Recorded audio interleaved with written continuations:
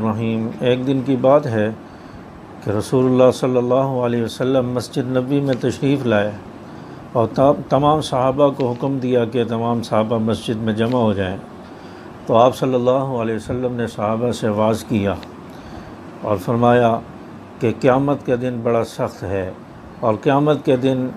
حساب دینا اور قیامت کے دن کسی کا بدلہ دینا یہ انسان کے لیے بہت مشکل ہوگا، اور کسی کے اوپر اگر حق ہوگا اس کو جنت میں جانے سے روک دیا جائے گا۔ تو اس لیے آپ صلی اللہ علیہ وسلم نے صحابہ سے فرمایا کہ کسی کے اوپر کسی کا حق ہے یا کسی کے ساتھ ظلم کیا ہے تو اس کی تلافی دنیا میں ہی کر لیں، آخرت میں اس کا حساب دینا بڑا مشکل ہوگا۔ اور آپ صلی اللہ علیہ وسلم نے سب سے پہلے اپنے آپ کو پیش کیا،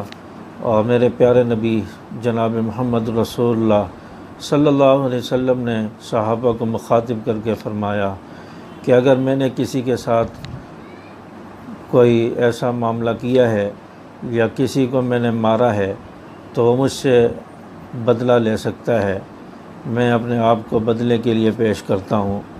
صحابہ سوچنے لگے کہ اللہ کے رسول صلی اللہ علیہ وسلم کس کے ساتھ ناانصافی یا ظلم کر سکتے ہیں،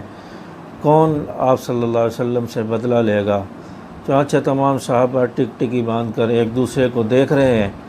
تو اتنے میں ایک صحابی پیچھے اٹھے اور انہوں نے کہا کہ یا رسول اللہ صلی اللہ علیہ وسلم، میں آپ سے بدلہ لینا چاہتا ہوں۔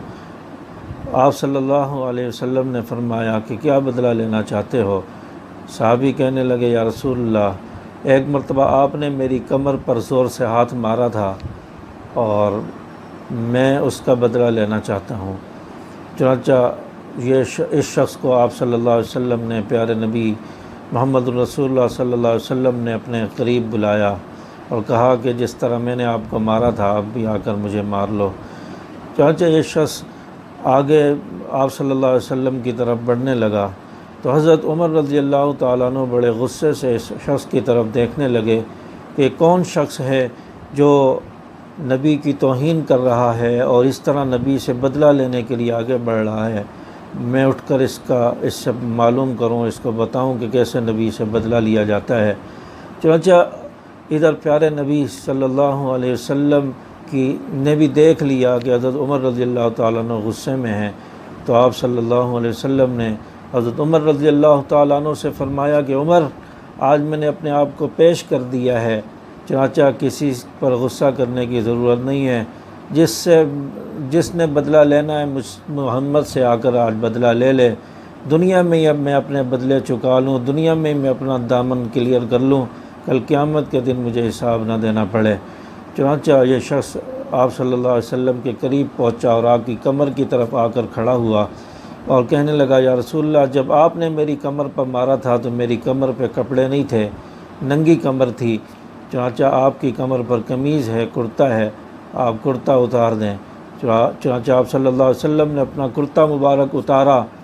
اور اس شخص نے جلدی سے آ کر آپ صلی اللہ علیہ وسلم کے کندھوں کے درمیان جو مہر نبوت تھی اس کا آ کر جلدی سے بوسہ لے لیا، اور پھر آپ صلی اللہ علیہ وسلم کے سامنے ہاتھ جوڑ کر کہتا ہے یا رسول اللہ، یہ میں نے بےادبی اور آپ کی گستاخی اس لیے کی ہے کہ میں کسی طرح آپ کی مہر نبوت کا بوسہ لے لوں، چنانچہ آپ مجھے معاف کر دیں، آپ مجھے معاف کر دیے گا۔ چنانچہ اس شخص نے آپ صلی اللہ علیہ وسلم کی مہر نبوت کا بوسہ لیا۔ تو اس طرح آپ صلی اللہ علیہ وسلم نے بھی اپنے آپ کو صحابہ کے سامنے پیش کیا، جس نے کوئی بدلہ لینا ہے وہ مجھ سے لے لے۔ چنانچہ دنیا کا معاملہ، دنیا کے سارے مسائل، دنیا میں کسی کے ساتھ ظلم زیادتی کی ہے، کسی کے ساتھ حق تلفی کی ہے،